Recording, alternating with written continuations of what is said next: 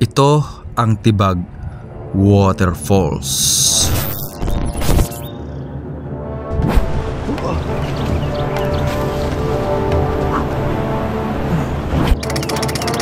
눈 밖은 다른 세상.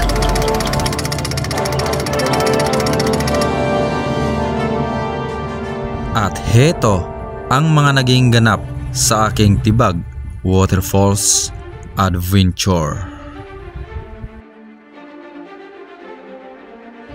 Alas 6 ng umaga ay nakahanda na akong pumunta sa Tibag Waterfalls.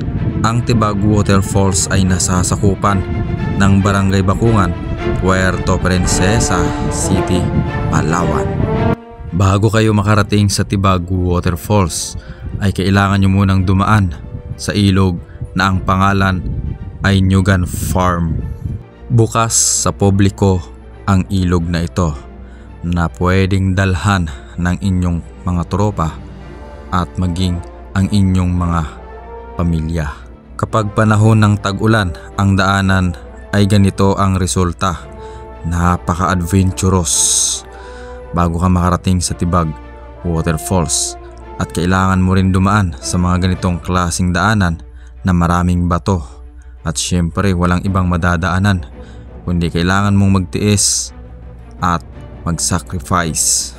Nasa paanan ng bundok na iyon ang Tibag Waterfalls.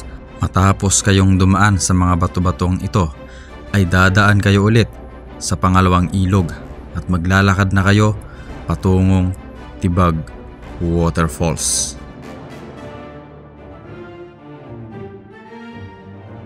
Huwag kayong pumunta sa mga ganitong liblib na lugar kapag halimbawa araw ng Lunes, Martes, dahil walang mga tao na pumupunta sa mga ganong araw sa mga liblib na lugar para lang mamasyal. So ang magandang araw na pumunta sa mga liblib na lugar na may mga pasyalan, araw ng Sabado or Linggo, kasi yan yung araw na walang trabaho yung mga tao. Kaya kung ano yung mangyayari sa inyo dito sa liblib na lugar, kahit paano may makakapansin sa inyo o may makakapag-rescue.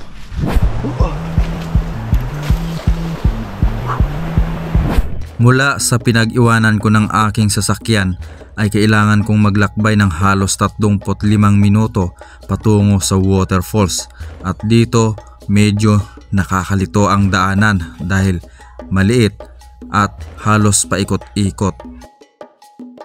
Dahil sa mga daanan ay masasabi mo talagang napaka-adventurous ng lugar na ito. Unang bungad pa lamang ay ito na kaagad ang inyong makikita. At umakyat pa ako sa itaas at dito napatalon ako dahil napakaganda ng tubig.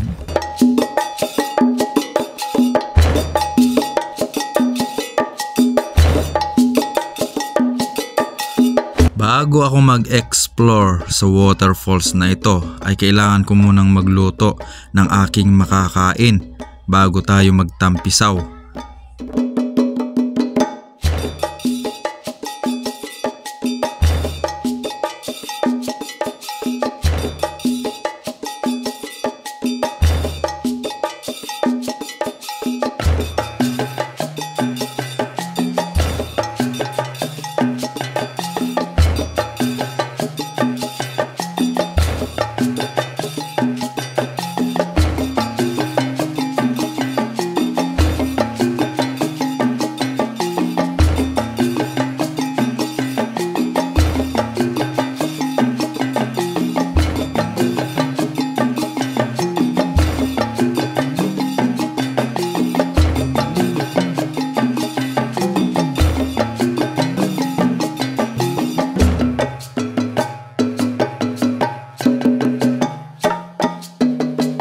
Amoy pa lang, ulam na, at syempre dito naluto na ang aking ulam at sisimulan na natin dito ang World War III.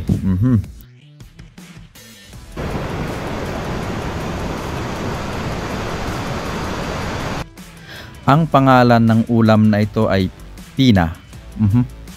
Pinataka na ulam. Sa unang subo pa lang, ramdam ko nang nagbabaksing sa sarap ang alamang corn beef at itlog. Grabe oh, nilapa-lapa na ng gorilya oh. Hindi ka si King Adventure, ikaw si King Kong. Ay ala, malalamon pa doy. Sige, bakbaki doy. 7 beses nagutuman sa isang araw tong unggoy na to.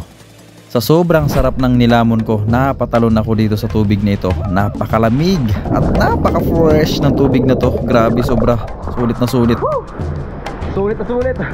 Pwede kang mag-relax dito katulad ng ginagawa ng unggoy na to.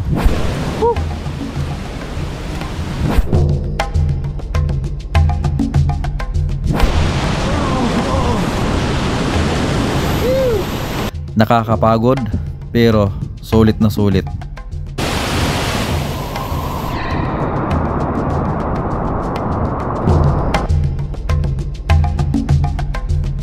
Saang sulok man kayo sa Pilipinas, kapag nakarating kayo ng Palawan, huwag nyong kakaligtaan na puntahan itong napakagandang Tibag Waterfalls. Napakaganda ng view, napakalinis ng tubig, napakasariwa ng hangin. Tiyak na sulit ang inyong adventure.